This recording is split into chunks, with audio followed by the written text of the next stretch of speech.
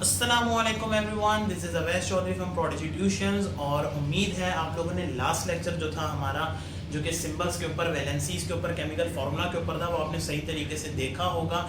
आज का हमारा लेक्चर होने वाला है empirical formula, molecular mass, formula mass, atomic number, atomic mass, इन सारे कॉन्सेप्ट्स के ऊपर। सो ध्यान से अपने नोट्स अगर साथ बनाएंगे तो उन्हें ध्यान से बनाइएगा, वरना वीडियो के डिस्क्रिप्शन में आपको सारे नोट्स मिल ही जाएंगे। सो इतना इंट्रो काफ़ी हमारे आज के लेक्चर के लिए। सो स्टार्ट करेंगे हमारा आज का लेक्चर, जिसमें हम लोग जो टॉपिक डिस्कस करेंगे वो होंगे हमारे molecular formula, empirical formula, molar mass, formula mass, atomic number जैसे कॉन्सेप्ट्स को डिस्कस करेंगे। सो बिस्मिल्लाहिर्रहमानिर्रहीम। सो एम्पिरिकल फार्मूला और मॉलिक्यूलर फार्मूला को डिस्कस करने से पहले मैं आपको एक चीज़ क्लैरिफाई करते चलूँ कि आप में से काफ़ी सारों को डाउट होगा कि किस चीज़ का फार्मूला है, किसी चीज़ का जो है किसी कंपाउंड का फार्मूला है, किसी एलिमेंट का फार्मूला है। तो ऐसा कुछ नहीं है, ये कॉन्सेप्ट है कि एम्पिरिकल फार्मूला किसी कंपाउंड का, किसी एलिमेंट का कैसे निकाला जाता है, मॉलिक्यूलर फार्मूला किसी कंपाउंड का कैसे निकाला जाता है, तो उसके ऊपर अभी हम लोग यहाँ पर डिस्कशन करेंगे। सो मैं पहले यहाँ पर इनकी डेफिनेशन वगैरह और कुछ मेजर डिफरेंसेस लिख लेता हूँ ताकि आप लोगों को आसानी उन्हें बाद में एक्सप्लेन कर सकूँ। सो मैं यहाँ पे भी उन लोगों के डिफरेंसेस लिखता हूँ, दोनों के, मॉलिक्यूलर फार्मूला और एम्पिरिकल फार्मूला।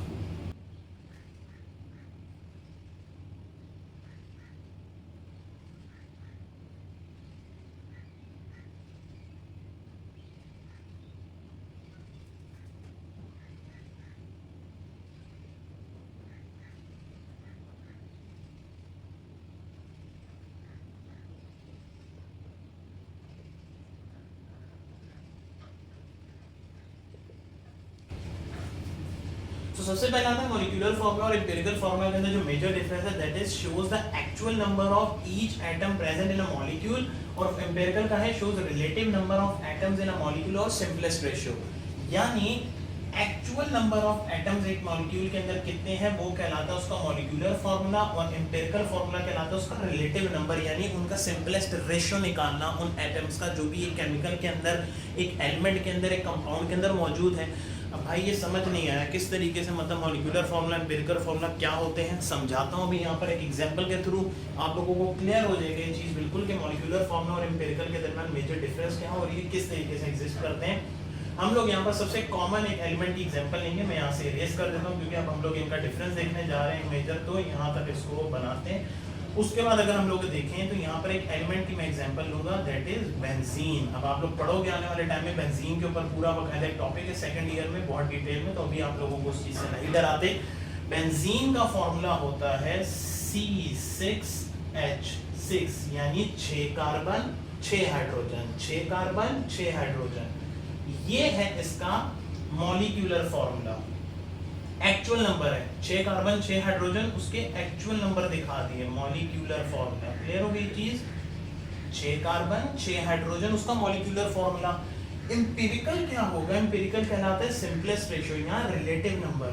यानी यहाँ पर देखोगे अगर आप लोग, कार्बन कितने हैं 6 और हाइड्रोजन भी कितने हैं 6, तो यहाँ पे उसने क्या किया, यूं लिख सकते हो या यूं लिखा जाता है। ये क्लियर हो गई चीज, CH6। क्लियर हो गई ये चीज, या CH अमूमन लिख दिया जाता है, जैसा आप लोग लिखना चाहो इसको यूं लिख सकते हैं। CH इसका सिंपलेस्ट रेशियो, यानी 6 कार्बन थे और 6 हाइड्रोजन थे, सेम रेशियो के अंदर थे, तो एक ही बार उनको क्या किया, उनका रेशियो निकाल लिया, तो एक के बराबर 1 आया, यानी 1 कार्बन पर 1 हाइड्रोजन, 1 कार्बन पर 1 हाइड्रोजन, तो इसी तरीके से 6 कार्बन पर 6 हाइड्रोजन, ये रेशियो कहलाता है। यानी इसको लिखोगे अगर आप लोग तो यूं लिखोगे 1:1, यानी 1 कार्बन पर 1 हाइड्रोजन, ये इसका सिंपलेस्ट रेशियो होता है एम्पिरिकल फार्मूला का। अब आप लोग बोलोगे भाई थोड़ा सा सर के ऊपर से गुजरा, बेसिक क्लियर होगा, लेकिन बाकी सर ऊपर से गुजर गया, नहीं समझ आया। एक और एग्जांपल देता हूँ जो आप लोग डेली लाइफ में अपने यूज़ करते हैं, उस केमिकल की देता हूँ। यहाँ पर अगर हम लोग बात करते हैं, एक सेकेंड, ग्लूकोज की, ग्लूकोज तकरीबन सबने यूज़ किया होगा, ग्लूकॉन डी, एनर्जाइजर सब पिया होगा कभी ना कभी। सो ग्लूकोज की अगर हम लोग बात करें तो इसका फॉर्मूला होता है C6H12O6, जो कि है इसका molecular formula, actual formula C6H12O6, actual formula, molecular formula है आपका C6H12O6। एम्पिरिकल का हो गया, अब देखो एम्पिरिकल क्या है, 6 कार्बन 6 ऑक्सीजन लेकिन 12 हाइड्रोजन। तो क्या करेंगे, रेशियो निकाल लेंगे, यानी अगर 6 निकालने इसमें से, सो क्या होता है 6 कार्बन, उसके बाद 2 हाइड्रोजन और 1 ऑक्सीजन। 6 2 12 होता है, इसीलिए यहाँ पर लिखा है, क्लियर। यानी एक कार्बन, 2 हाइड्रोजन, एक ऑक्सीजन। अब इसको अगर आप लोग रेशियो में लिखोगे तो होगा 1:2:1, यानी एक ऑक्सीजन और एक कार्बन पे 2 हाइड्रोजन। एक ऑक्सीजन एक कार्बन का ग्रुप बना है 2 हाइड्रोजन से, तब जाके ग्लूकोज बना है, तब जाके उसका एम्पिरिकल फॉर्मूला आ पाया आपके पास। मॉलिक्यूलर फॉर्मूला एक्चुअल नंबर के कितने एटम्स हैं उस कंपाउंड के अंदर, उस एलिमेंट के अंदर। Molecular empirical formula relative number, पूरा नहीं बताना, डायरेक्ट रेशियो निकाल के दिखा दी। C6H12 में 1:2:1, यानी एक कार्बन एक ऑक्सीजन के साथ 2 हाइड्रोजन जुड़ेंगे तब जाके एक एलिमेंट बनेगा, और इस तरीके से 6 बनेंगे तब जाके आपका ग्लूकोज बनेगा। क्लियर हो गई बात यहाँ तक? उम्मीद है समझ आ चुका होगा। यहाँ पर सिंपल सा मॉलिक्यूलर फॉर्मूला एम्पिरिकल फॉर्मूला का कॉन्सेप्ट था। आप लोग इसका स्क्रीनशॉट लेना चाहो तो लेकर रख सकते हो, वरना वीडियो के डिस्क्रिप्शन में इसके नोट्स मिल ही जाएंगे। अब हम लोग जो टॉपिक हमारा डिस्कस करेंगे वो होगा मॉलिक्यूलर मास क्या होता है, फॉर्मूला मास क्या होता है, इन्हीं चीज़ों से रिलेटेड है। सो इनकी एक एग्जाम्पल भी मैं आप लोगों को सॉल्व कराऊंगा। इनकी एग्जाम्पल मैंने यहाँ पर सॉल्व करा दी थी, बेंजीन की और ग्लूकोज की। मॉलिक्यूलर मास की, और सॉरी मोलर मास जो हमारा होता है, मॉलिक्यूलर मास, फॉर्मूला मास, मैं उनकी भी एक एग्जांपल सॉल्व कराऊंगा ताकि आप लोगों को ज़्यादा अच्छे से टॉपिक क्लियर हो सके। सो मॉलिक्यूलर मास और यहाँ पर एम्पिरिकल हमारा फॉर्मूला मास जो है, दोनों का भी हम लोग डिस्कस करेंगे। उनको डिस्कस करने से पहले एज यूजुअल मैं यहाँ पर उनकी पहले कुछ डेफिनेशन लिखूंगा या कुछ एक बेसिकली उनकी एक्सप्लेनेशन होगी जो कि आप लोगों को जानना जरूरी है, जो कि आप लोग समझोगे। तो पहले मैं वो राइट करता हूँ, उसके बाद मैं आपको इस टॉपिक को समझाने की तरफ बढ़ता हूँ, जिसमें हम लोग आज समझेंगे मॉलिक्यूलर फॉर्मूला और मॉलिक्यूलर मास, और हमारे पास फॉर्मूला मास होता क्या है। तो पहले मैं यहाँ पर लिख लेता हूँ।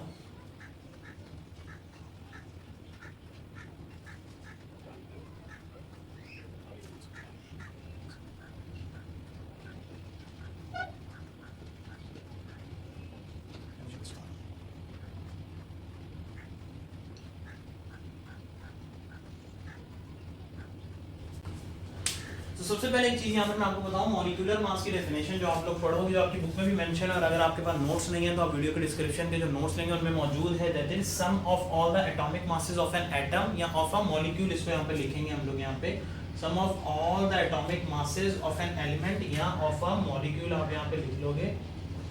क्लियर है? मॉलिक्यूल यानी एक मॉलिक्यूल, एक एलिमेंट, एक कंपाउंड के अंदर जितने भी आपके एटम्स होते हैं, सबके एटॉमिक मासेस को अगर आप प्लस करोगे तो जनाब आपके पास मॉलिक्यूलर मास आ जाता है। फॉर्मूला मास भी तकरीबन, देखो एक पॉइंट मैंने लिखा है, दोनों सेम है, यानी ये बिल्कुल फॉर्मूला मास जैसा है, ये बिल्कुल मॉलिक्यूलर मास जैसा है, लेकिन इनमें फिर डिफरेंस क्या है? आपका सवाल होगा कि भाई फिर इनमें डिफरेंस क्या है, ये अलग अलग टॉपिक्स क्यों हैं, ये फॉर्मूला मास क्यों है, ये मॉलिक्यूलर मास क्यों है, इनके अंदर मेजर डिफरेंस क्या है? तो मेजर डिफरेंस आप लोग जान लो, सिर्फ इतना है कि मॉलिक्यूलर मास सभी मॉलिक्यूल्स का होता है, चाहे वो CO2 वो H2 हो, वो Al2SO4 CuSO4, जितने केमिकल्स हैं आपके पास, जितने एलिमेंट, जितने कंपाउंड्स हैं, वो सबका मॉलिक्यूलर फॉर्मूला होता है। जो फॉर्मूला मास होता है जनाब, वो होता है आपके पास 3 डायमेंशनल क्रिस्टल्स का। 3 डायमेंशनल क्रिस्टल्स आपके पास लेटीज क्रिस्टल्स होते हैं। अब आप लोग इनको डिटेल में मत पढ़ो, क्योंकि आप लोगों के जो है कोर्स का हिस्सा भी नहीं है, तो फालतू में एक्स्ट्रा चीजें अपने दिमाग में नहीं डालनी, बर्डन नहीं रखना। सिंपल आप लोगों को जान लेना जरूरी है कि तमाम मॉलिक्यूल्स का एटॉमिक मास अगर हम लोग वो जो है सम अप करें तो मॉलिक्यूलर मास बनता है। लेकिन 3 डायमेंशनल क्रिस्टल्स का जो होता है, इनके एटॉमिक मासेस को जो है सम करने पर हमारे पास आता है फॉर्मूला मास। बाकी दोनों तकरीबन सेम है। क्लियर हो गई चीज यहाँ तक? अब आप लोग बोलोगे भाई थोड़ा सा और क्लैरिफाई करने, मतलब यहाँ तक चीज समझ नहीं है, तो अब हम लोग एज यूजुअल इसकी सॉल्व करेंगे एक एग्जांपल, एक मॉलिक्यूलर मास की, एक फॉर्मूला मास की, ताकि आप लोगों को समझ आ सके बेसिकली कि इनका कॉन्सेप्ट क्या होता है। आपकी बुक में भी गिवन है, आप लोग वहां से देख भी सकते हो, मैं ऐसे यहाँ पर उसको एक्सप्लेन करूंगा। जैसे हम लोग यहाँ पर लिख लेते हैं, पहली एग्जाम्पल हमारी, मैं यहाँ पे शॉर्ट लिखूंगा, मॉलिक्यूलर मास है तो मैं यहाँ पे mm लिख लूंगा उसको। Calculate molecular mass of HNO3। Clear हो गई चीज? HNO3 का मॉलिक्यूलर मास कैलकुलेट करना है। तो सबसे पहले इसका डाटा नोट करेंगे हम लोग, डेटा नोट करेंगे इसका कि यहाँ पर हमारे पास गिवन क्या क्या है। तो सबसे इंपॉर्टेंट हमारे पास यहाँ पे HNO यानी 3 एलिमेंट गिवन है, हाइड्रोजन, नाइट्रोजन और ऑक्सीजन। तो सबसे पहले क्या करेंगे, एटॉमिक मास ऑफ H जो कि होता है कितना, 1, इसका यूनिट होता है AMU, एटॉमिक मास यूनिट। ये सारी चीजें आप आने वाले टॉपिक्स में पढ़ोगे। एटॉमिक मास ऑफ हाइड्रोजन 1 इसका मास होता है।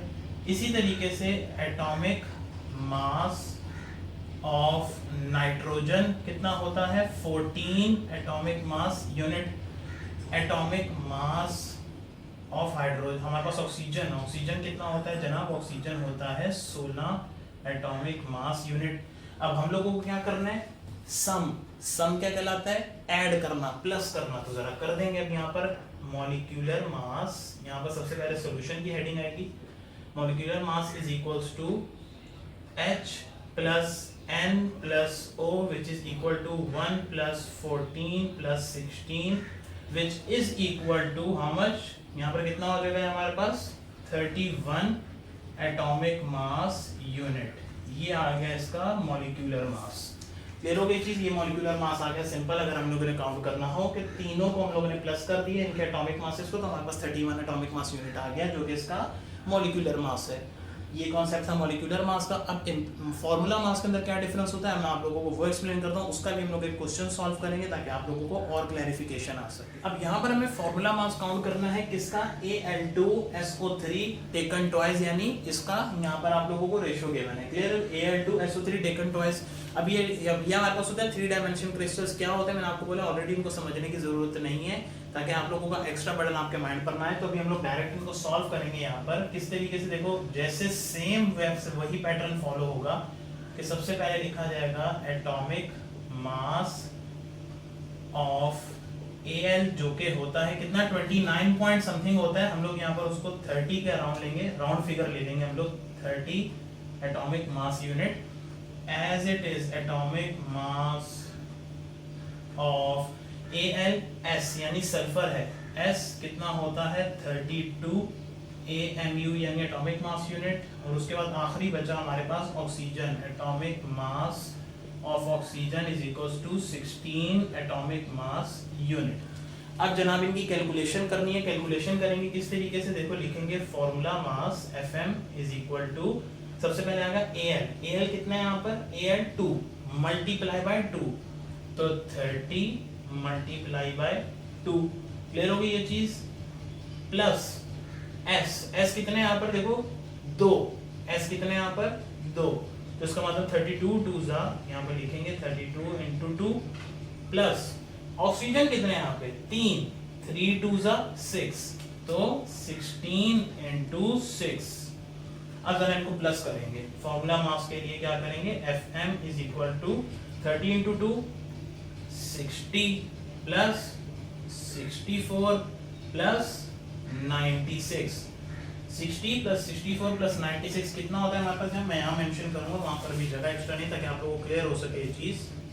Formula mass is equal to, यहाँ पर हम लोग बनाएंगे, अब इनको प्लस करते हैं 124 6 130 और ये हो जाएगा आप लोगों के पास 200 एक सेकेंड, ये हो गया आप लोगों के पास 124 प्लस 6 130, उसके बाद 90 हम लोगों ने और प्लस कर दिया इसके अंदर, सो 60 और ये हो जाएगा 230।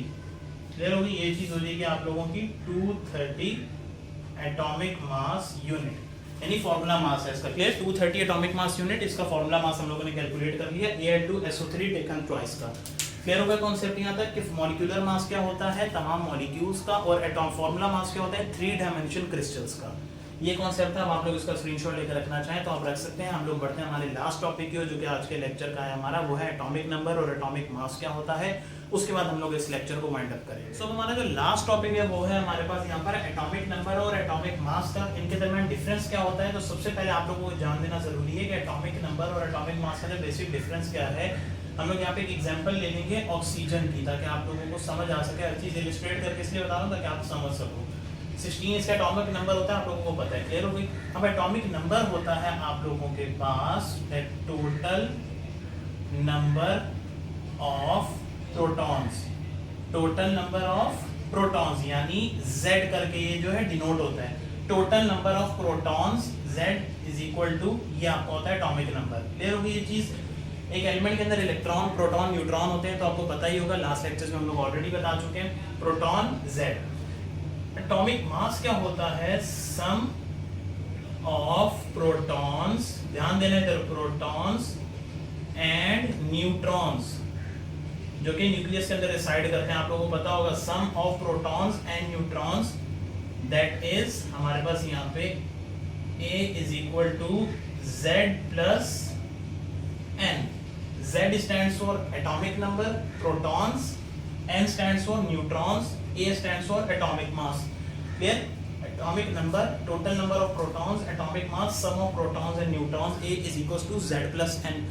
भाई थोड़ा बहुत क्लियर हुआ, समझ नहीं आया, इसकी एक एग्जांपल तो सॉल्व करवा देते हैं। अभी यहाँ पर एक एग्जांपल हम लोग यहाँ पर सॉल्व करेंगे जो कि सिंपल सी है। देखो यहाँ पर ऑक्सीजन की हम लोगों ने ली थी ना, तो इसको हम लोग आगे कंटिन्यू करेंगे। देखते हैं यहाँ पर ऑक्सीजन हमारे पास होता है टोटली 16 इसका एटॉमिक होता है, हमारे पास मास होता है, atomic mass, total atomic mass होता है। क्लियर हो गई? एटॉमिक मास यूनिट अभी पढ़ा था हम लोगों ने पहले, अभी आप लोग पढ़ चुके हैं एटॉमिक मास यूनिट जब हम लोगों ने मॉलिक्यूलर मास और फार्मूला मास को डिस्कस किया था। 16 को अगर हम लोग ब्रेक करें तो यहाँ पर कितना हो जाएगा? तकरीबन 8 प्लस 8 यानी half. Total number of proton, total number of neutron, total number of proton, total number of neutrons. आगे आप लोगों का क्वेश्चन हल हो गया। भाई ये इतना सही है जी, ये इतना सही है, ये इतना सा क्वेश्चन आता है is equal to Z plus n। आप लोगों को फॉर्मूला लगा बताना होता है कितने प्रोटॉन्स हैं और कितने न्यूट्रॉन्स हैं किसी भी एलिमेंट के अंदर, किसी भी कंपाउंड के अंदर। बहुत ही सिंपल सा सवाल है, आप लोग बता सकते हो। यहाँ पर हमारा आज का लेक्चर खत्म होता है जिसमें हम लोगों ने काफी सारे कॉन्सेप्ट्स को समझा। एम्पिरिकल फार्मूला क्या होता है, मॉलिक्यूलर फार्मूला क्या होता है, मोलर मॉलिक्यूलर मास क्या होता है, फार्मूला मास क्या होता है, एटॉमिक नंबर क्या होता है, एटॉमिक मास क्या होता है। उम्मीद है आप लोगों को सब समझ भी आया होगा। वीडियो के डिस्क्रिप्शन में इनके नोट्स और MCQs दोनों मौजूद हैं, आप लोग साथ साथ इनकी प्रैक्टिस कर सकते हैं। तो आज हमारा लेक्चर यहाँ पर ख़त्म करते हैं। इसको जितना हो सके शेयर ज़रूर करें अपने क्लासमेट्स के साथ, अपने दोस्तों के साथ, ताकि वो भी इस चीज़ को सीख सकें। इंशाल्लाह ताला आपसे नेक्स्ट लेक्चर में मुलाकात होगी जिसमें हम लोग डिस्कस करेंगे केमिकल स्पीशीज़ क्या होते हैं, आयन क्या होता है, आप लोगों के पास एटम क्या होता है, मॉलिक्यूल को थोड़ा सा और डिटेल में जाएंगे कि आयंस वगैरह का कॉन्सेप्ट हम लोग उसके अंदर डिस्कवर करेंगे। सो यहीं तक आज का लेक्चर रखते हैं। इसी तरीके से अपनी तैयारी करते रहें, ज़रूर नोट्स को गो थ्रू कर लिएगा ताकि आपकी तैयारी और अच्छे से हो सके। This is Awais Chaudhry signing off until next time, अल्लाह हाफिज़। And at the end Pakistan जिंदाबाद। क्लियर हो गई? तो यहाँ तक एक बार प्रैक्टिस ज़रूर कर लिएगा।